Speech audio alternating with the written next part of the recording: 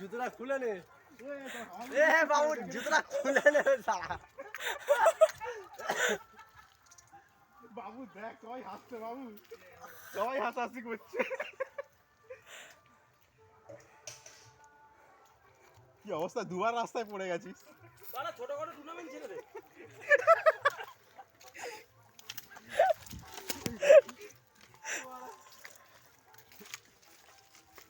আমি আবার সে বাড়ি যাওয়ার সময় বেরোবো এখান থেকে। তার আগে যাওয়া যাবে। কলকাতায়